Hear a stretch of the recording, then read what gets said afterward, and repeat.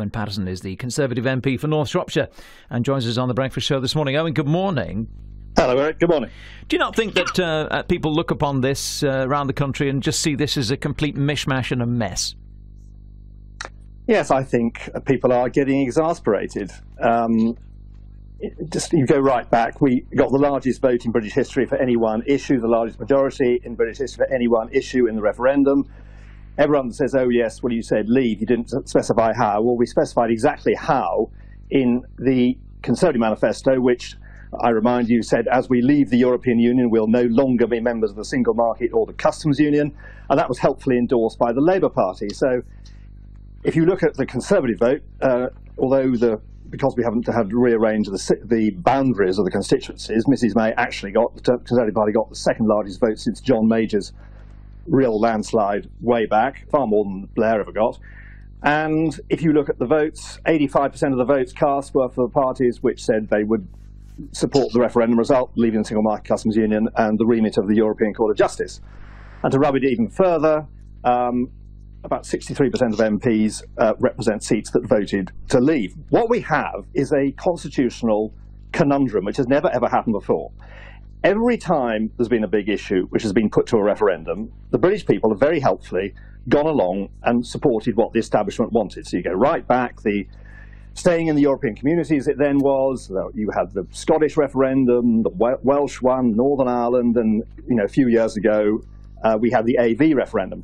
For the first time ever, the British people have resoundingly ignored all the amazingly state-funded Project Fair and all the nonsense of the £9 million funded leaflet stuffed through their envelopes, and have gone against the establishment. And the establishment absolutely hates it. That's the political establishment, it's the legal establishment, it's the business establishment, it's the media establishment. Yeah. Okay. And that's where we are. So that's what we're still struggling with. So I'm sort of, my group of people, we're caricatured as hard Brexiteers and ideologues and all this nonsense.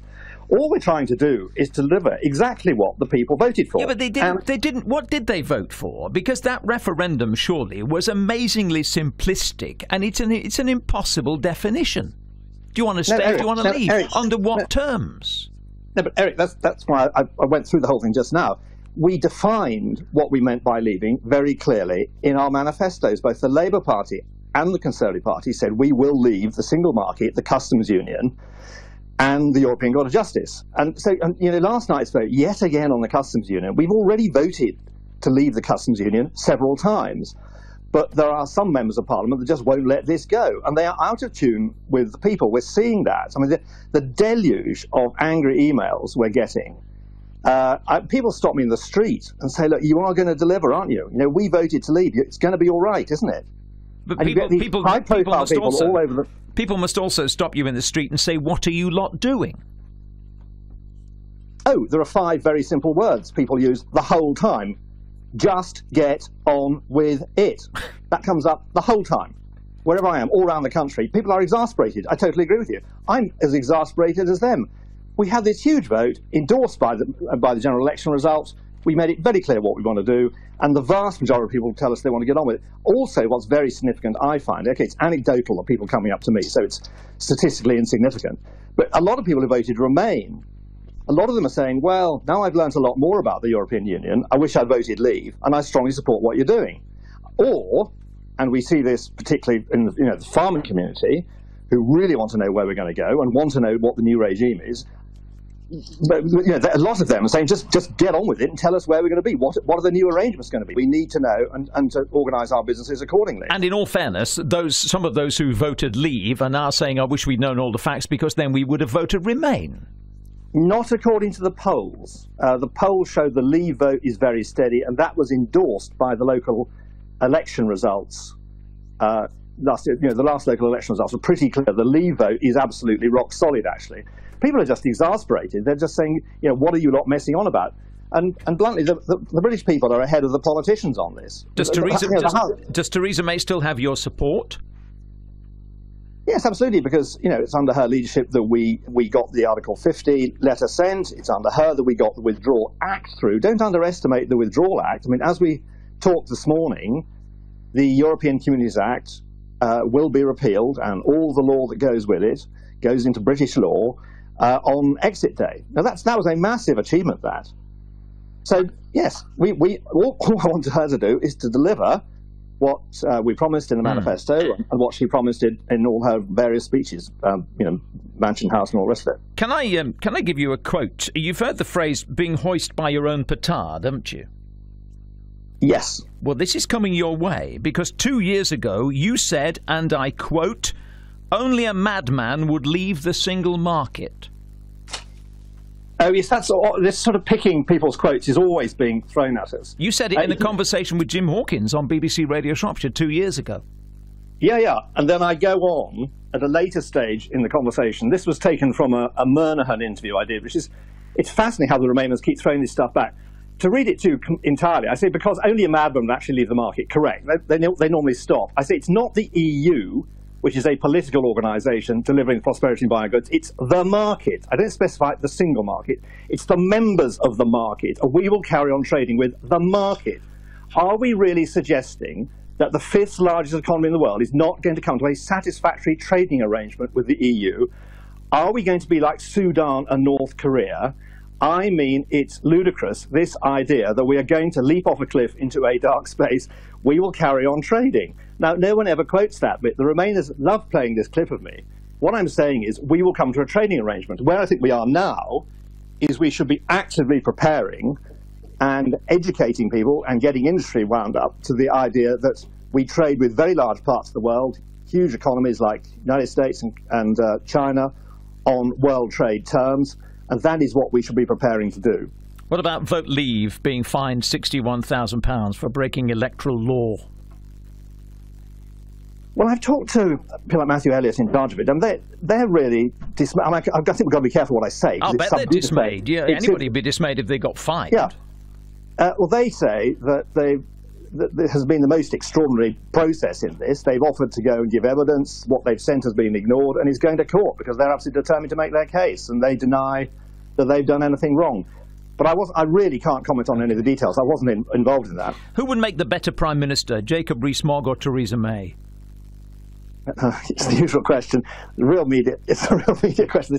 There is no vacancy at the moment. We have a Prime Minister. She's delivered Article 50. She's delivered the Withdrawal Act. And what we want to do is get on and deliver the rest of the things we promised in the manifesto. Which one would you vote for? They're completely ludicrous to have a leadership contest now. I mean, can you think of anything that would make us look more stupid as a nation? You're managing to rock the boat sufficiently, there might well be one. I'm not, Eric. I'm not rocking the boat at all. I voted consistently with the government. I voted absolutely in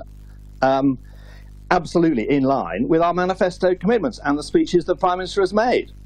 How do you think people would feel hearing last night that there was some move for MPs to knock off 5 days early? Well, I'm pleased to say I talked to the Chief Whip last night and there is no attempt to move that motion. Although Monday and Tuesdays, there's pretty thin business. It's only a one-line whip. But I think that was not adroit, and I'm pleased to say they're not going to move it, so that won't happen. Do you have full confidence in Theresa May as Prime Minister? Yeah, come on, you've been around this one. To change the Prime Minister at this stage, even to have a lead chance, it would be completely ridiculous. At this very critical moment in our fortunes, it's not very long now until we have the October Council, which is a really crunch moment when we've really got to get the EU to sharpen up and come to an agreement on the trading arrangement.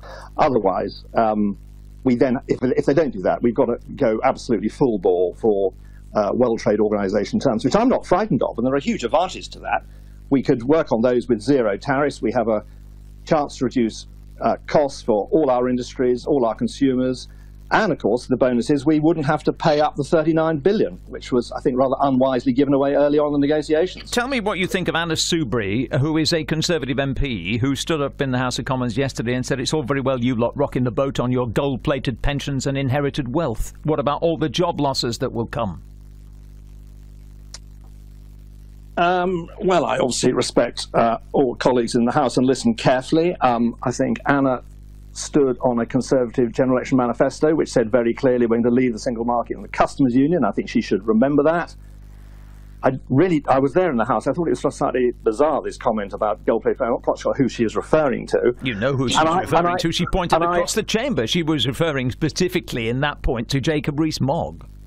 Well, fine. I don't do all this ad hominem stuff. I wholly refute her idea that we're going to have job losses. You talk to senior economists, who I had a meeting last night with some of them. They are really positive about the future of this country. Once we leave the European Union, we can have zero tariff arrangements around the world. We've seen all the Project Fear predictions comically inaccurate. All the stuff we had, that even if we voted to leave, the economy would collapse, unemployment would rocket. We've now got record levels of employment, record levels of inward investment. All this nonsense has not come about. And you talk to senior economists who've looked at this, they are really positive about our future outside the European Union. As inevitably, as the rest of the world grows so fast, it's completely inevitable. This extraordinary growth we've had the last 30 years or 40 years in China, etc., our share of trade with the EU is declining. It was over 60%, it's now about 40%, and it's heading down to 35%.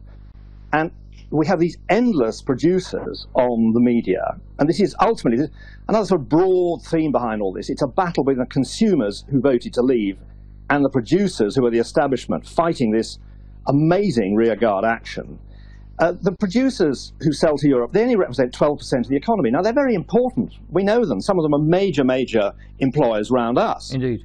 But the future is for the 100% of the economy, which would benefit. Okay. If we have access to the whole world, we have access to the whole world's raw materials at zero tariffs, which are cheaper, and skills from all around the world, not just skilled people from the European Union. So economists I talk to are incredibly gung-ho about our future prospects. Right. Thank you very much. We'll leave it there. Thank